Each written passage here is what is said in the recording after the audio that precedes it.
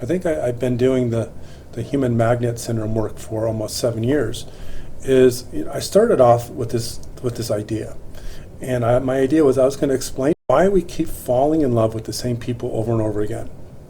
Why we SLDs or codependents, why we keep making that same mistake despite so many tries, so many promises, so many therapists, so many YouTube videos, everything. We just keep picking the wrong person, and we just keep doing that. And so you guys know this already. You've heard me talk extensively for almost 7 years on this human magnet syndrome thing. Whether you consider yourself a codependent or you've accepted the new terminology, the problem is called self-love deficit disorder, aka codependency, and the person is self-love deficient, SLD. You are all trying to find a way out of the insanity of why you keep going into new relationships, whether it's romantic, platonic, work, why you keep ending up with these narcissists. And of course, you guys seen my videos, some of you read my book, it's because of us. I'm not here to blame the bad, nasty narcissists. And trust me, I'm not a big fan of pathological narcissists, whether you have borderline personality disorder, antisocial personality disorder, narcissistic personality disorder. You won't hear me say many positive things about it, but they are not the reason we keep making all of these same type of choices over and over again. This human magnet syndrome is real. And what I've explained since writing the book through my self-love recovery theories and explanations is that we keep doing this because at the very foundation of our psychological selves is we carry this trauma that that comes from our childhood. Almost every SLD, and I mean almost every SLD, had a childhood in which one of their parents was a pathological narcissist, and we know that if one parent was a pathological narcissist, then the other was a codependent. And they had a childhood in which they did not receive unconditional love. They had to work at feeling loved. They had to work at avoiding harm. They had to work at being the trophy child, the good child, the invisible but good child. So my point is not to go over information that I've gone over before, but this problem, this human magnet syndrome, it dogs us, it stays with us because it's a fixture of our personality and the forces that created the personality. The trauma, you guys know the SLD pyramid. It's trauma, core shame, pathological loneliness, the addiction to escape the loneliness, and then at the very top of the pyramid is what we call self-love deficit disorder or codependency. So it's never been more than just a bunch of symptoms of some really big well of loneliness, shame, and trauma. So how do we stop picking the wrong person all over and over again? Well, we have to do something with those underlying issues. But in this video, I want to talk about how some SLDs, they're trapped in their relationship. And they're trapped sometimes because they've been, let's say marriage, and it doesn't necessarily have to be marriage. It could be in any form of a committed or gaslit committed romantic relationship. In fact, I've never said that. Gaslit committed relationship. Doesn't that sound different than committed relationship? Committed means you've made a choice between staying with a person and being monogamous, but gaslit committed. Think about that. That means you have been misled, manipulated, coerced to believe you made a choice. Okay, back on track. So we know that SLDs have an awful time getting out of relationships with narcissists because they are so afraid of the loneliness, that pathological loneliness, bone aching pain. It is the withdrawal symptom of the SLD addiction. And I just heard today I'm here in Phoenix at a conference in order to get my CEU credits to maintain my CSAT certification, Certified Sex Addiction Treatment Provider. And I heard someone talk about, I think PML, he talked about love addiction, and said that the withdrawal from love addiction is as painful as heroin. And first of all, PML is absolutely brilliant, and anything that she's done and written is just phenomenal. But we're talking about a similar process, we just have different names. And she knows this as well as I know, that to break this addiction, you have to endure pain. And so if you are married or in a committed relationship, remember what I said, gaslit committed or conscious committed, and you're unhappy, you're an SLD. And by nature, by definition, if you're in a relationship with a pathological narcissist, you got to be unhappy. I mean, how can you be happy if one person takes all the love and the respect and care in the relationship, does not reciprocate, does not want to reciprocate? You try to get them to participate equally, and they don't, but you stay. Because you're afraid. You are afraid of the withdrawal symptoms. You are scared to death of that loneliness. Now, I know as a nicotine addict, and I smoked, I smoked maybe 20 years. I haven't had a cigarette in 13, is, just the thought of not smoking, I could predict in about 20 minutes to an hour, I'd be fidgety. Well, this is an addiction, and I know USLDs that if you thought that you wanted to leave your narcissist, even if everything was easy, like the divorce was easy and they would not, poison the kid's mind and steal all the money and hurt you in the process, but let's say it was easy, hypothetically, you'd still be afraid. And whether you know it or not, and I'm pretty sure you know it, you'd be afraid of the loneliness, that addiction withdrawal symptom. So there are so many people who stay in relationships with pathological narcissists because, one, they have self-love deficit disorder. And that means they have a deficiency of self-love, which means they don't love themselves, they don't have good self-esteem, they don't believe people will love them, they don't feel like they're fundamentally lovable just for who they are, and that's the core shame. And so if you don't have your own belief system that you are inherently lovable and attractive, and if you think that if you break up with your pathological narcissist, divorce him, or some termination of the relationship, you're going to have this diluted imagination. And I mean diluted imagination. Delusion is a thought not based on reality.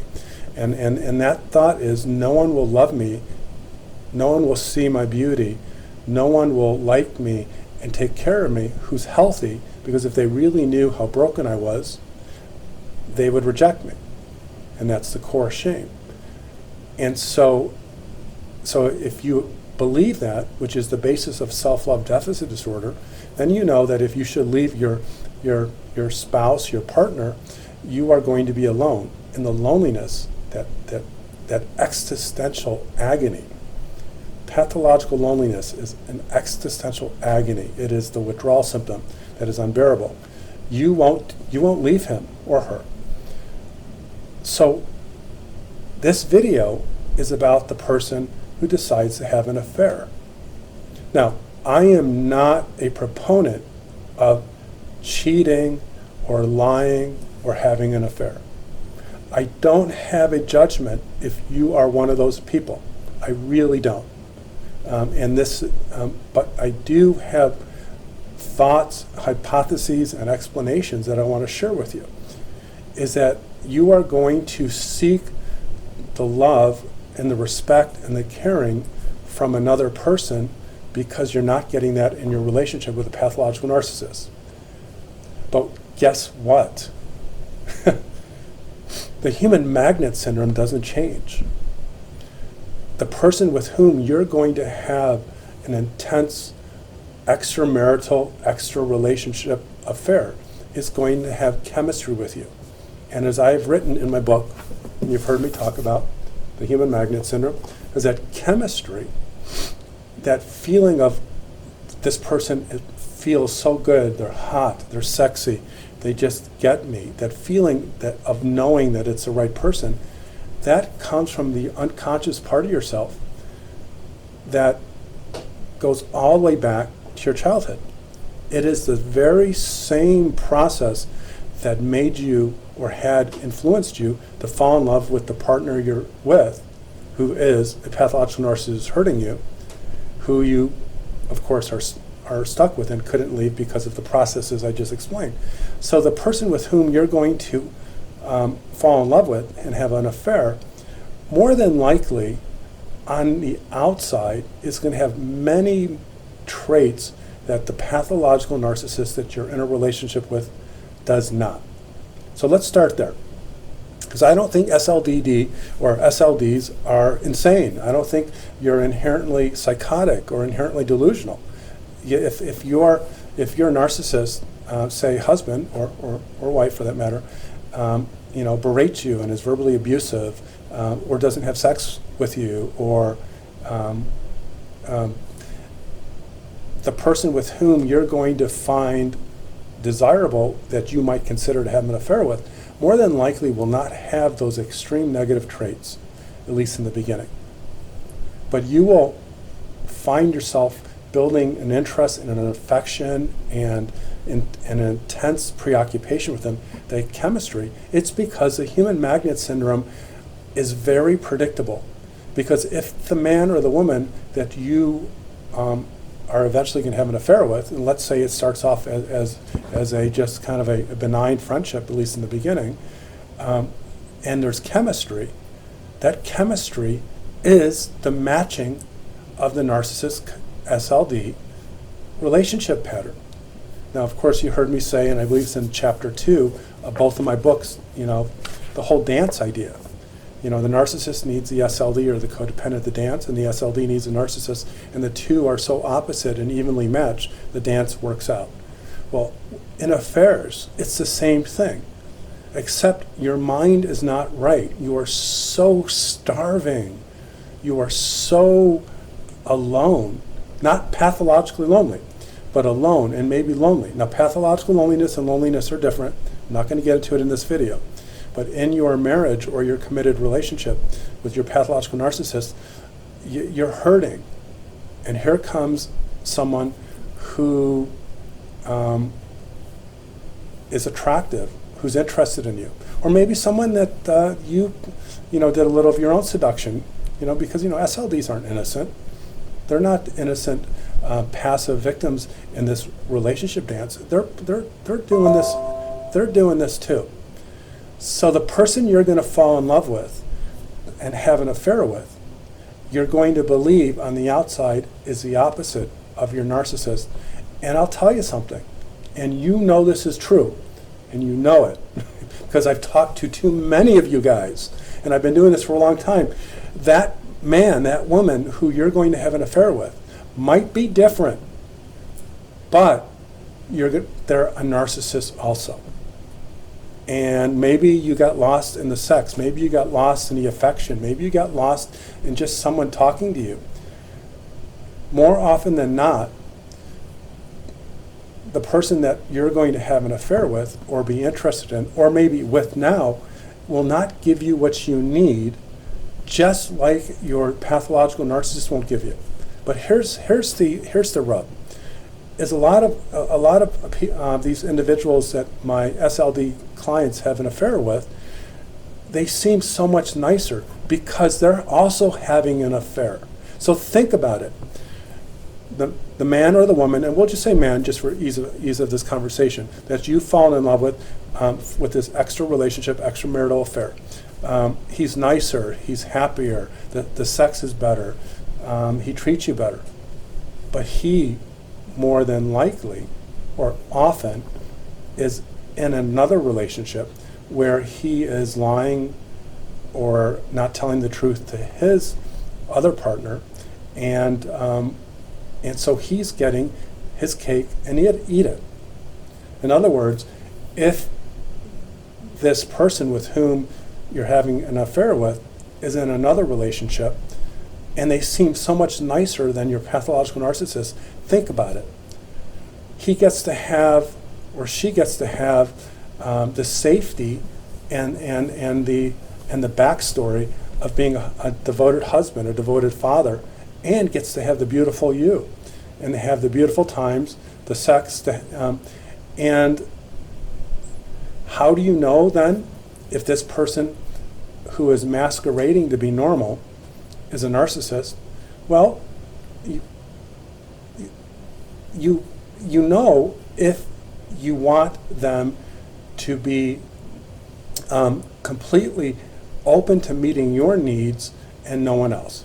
Now this gets really complicated because you're more than likely don't want to leave your spouse or significant other because of the fear of loneliness and the consequences. But you know it's true. These individuals are also narcissistic, and whether it's 2 months, 6 months, or a year, you're always in the back seat. Your needs are on the shelf. So the reason I am doing this video is to warn SLDs who are thinking about having an affair. One is, morally and ethically, if you want to know my opinion, no, don't do that. That's not right. But if you do, I understand. But if you do, the probability is high you're going to fall in love with the pathological narcissist, because a healthy man or a healthy woman is not going to want to be in a relationship with a married person or a person who is cheating. And I think that type of equalization of two people who are having an affair, that neutralizes the feeling of guilt and shame. And therefore, there's safety in that. But a person who has what I would call good mental health is not going to want the limitations of someone who's in another marriage. So the question to ask yourself is whether you are in an affair with another narcissist, and of course that means you're in a relationship with a narcissist, is are you really happy? Or now are you doubly trapped? Now are you stuck where you're now afraid to leave the second pathological narcissist, who now, maybe after enough time, has locked you into feeling trapped and now has positioned him or herself into the manipulative, perhaps gaslighting narcissist, and now you have two. So, at the end of the day, I'd like for you guys to realize that the only solution to the self-love deficit disorder problem is not to find solace and hope and joy or sex or pleasure in another romantic relationship to escape the pain of one that you have, because first, you're going to pick a narcissist. Second, it's going to pile on the shame that you already have, the self-love deficiency, and it's going to trap you even further. My program is called Self-Love Recovery. It's called that for a reason, and it has a dual meaning. And in alcohol or addiction or alcoholism or drug addiction treatment field, if people are go to treatment, they are in recovery, alcohol recovery, drug addiction recovery.